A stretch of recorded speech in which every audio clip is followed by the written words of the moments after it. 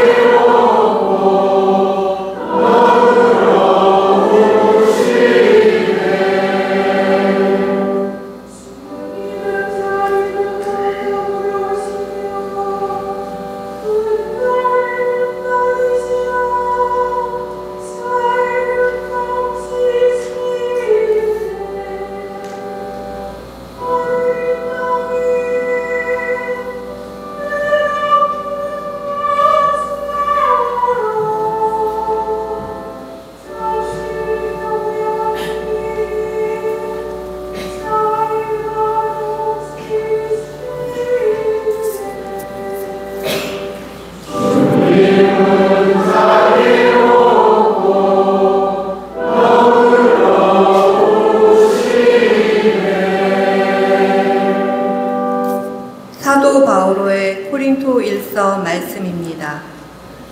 형제 여러분, 나는 여러분이 이 사실도 알기를 바랍니다. 우리 조상들은 모두 구름 아래에 있었으며 모두 바다를 건넜습니다. 모두 구름과 바다 속에서 세례를 받아 모세와 하나가 되었습니다. 모두 똑같은 영적 양식을 먹고 모두 똑같은 영적 음료를 마셨습니다. 그들은 자기들을 따라오는 영적 바위에서 솟는 물을 마셨는데 그 바위가 곧 그리스도이셨습니다. 그러나 하느님께서는 그들 대부분이 마음에 들지 않으셨습니다. 사실 그들은 광야에서 죽어 널브러졌습니다. 이 일들은 우리를 위한 본보기로 일어났습니다.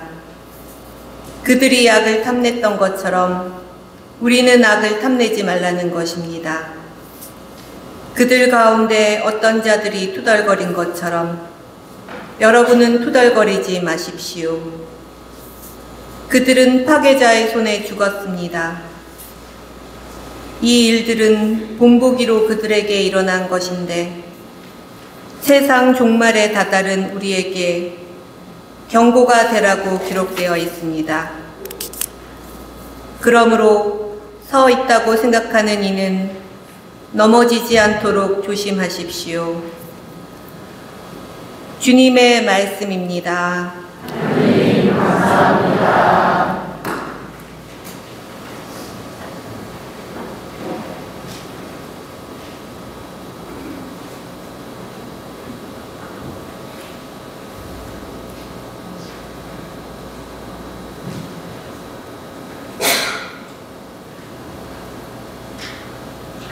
모두 일어서십시오.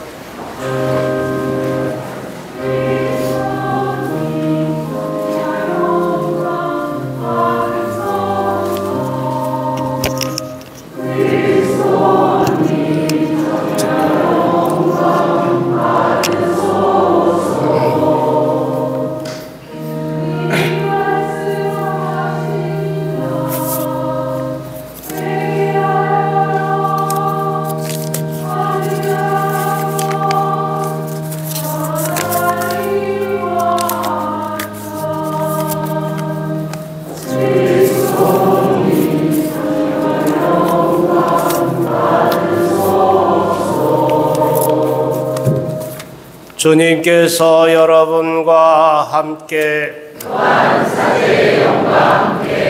루카가 전한 거룩한 복음입니다. 주님 영광 받으소서.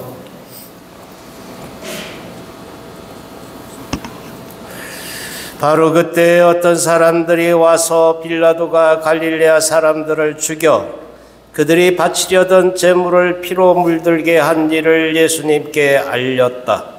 그러자 예수님께서 그들에게 이르셨다. 너희는 갈릴레아 사람들이 그러한 변을 당하였다고 해서 다른 모든 갈릴레아 사람보다 더 큰 죄인이라고 생각하느냐? 아니다. 내가 너희에게 말한다. 너희도 회개하지 않으면 모두 그처럼 멸망할 것이다. 또 실로암에 있던 탑이 무너지면서 깔려 죽은 그 18사람, 너희는 그들이 예루살렘에 사는 다른 모든 사람보다 더 큰 잘못을 하였다고 생각하느냐? 아니다. 내가 너희에게 말한다. 너희도 회개하지 않으면 모두 그렇게 멸망할 것이다. 예수님께서 이러한 비유를 말씀하셨다. 어떤 사람이 자기 포도밭에 무화과 나무 한 그루를 심어 놓았다. 그리고 나중에 가서 그 나무에 열매가 달렸나 하고 찾아보았지만 하나도 찾지 못하였다. 그래서 포도 재배인에게 일렀다.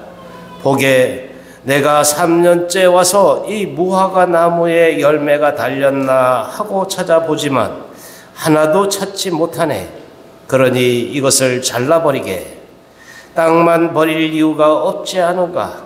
그러자 포도 재배인이 그에게 대답하였다. 주인님, 이 나무를 올해만 그냥 두시지요. 그동안에 제가 그 둘레를 파서 기름을 주겠습니다. 그러면 내년에는 열매를 맺겠지요. 그렇지 않으면 잘라버리십시오. 주님의 말씀입니다. 그리스도님 참여합니다. 네, 사순시기를 통해서 우리가 하느님의 사랑에 더 깊이 체험하고 또 하느님을 향해 나아가는 우리들의 여정 안에 좋은 열매들을 맺어가기 위한 노력들을 하는 것이 당연하죠. 네, 사순시기의 3주일에 이제 접들고 있습니다. 사순시기 3주일. 우리는 사순시기를 시작하면서 회개하고 복음을 믿어라라는 머리에 죄를 얹으면서 이 말씀을 이제 떠올렸는데, 우리의 새로운 다짐, 각오, 어디쯤 가고 있나요? 잘 되고 있습니까? 네, 이제 잘 하시고 계시리라 믿습니다. 오늘 복음과 독서에는 두 가지의 나무가 나오죠. 모세에게 떨기나무, 불타는 떨기나무. 그런데 이 불타는 떨기나무의 얘기와 또 이제 복음 속에 나오는 무화과나무. 이 두 나무의 연관성은 그닥 크지 않지만, 먼저 이 떨기나무, 불타는 떨기나무는 분명히 그 떨기나무에 불이 붙어 있는데도 그 나무를 태우지 않았다. 그래서 모세가 이 광경을 보고 참 뭐야, 여기고 무슨 일인가? 라고 이렇게 생각했다고 독서는 이야기합니다. 그가 보니 떨기가 불에 타는데도 그 떨기는 타서 없어지지 않았다. 모세는 내가 가서 이 놀라운 광경을 보아야겠다. 저 떨기가 왜 타버리지 않을까 하고 생각하였다. 네, 오늘 독서의 이 불타는 떨기나무, 그런데 나무를 태우지 않은 이 광경이 참 이상한 일이다. 모세도 그렇게 생각했습니다만, 그러나 거기 나무에 중점을 둘 것이 아니라 이 불꽃, 이 나무에 붙어 있는 이 불꽃, 이것을 이렇게 보면 좋겠다.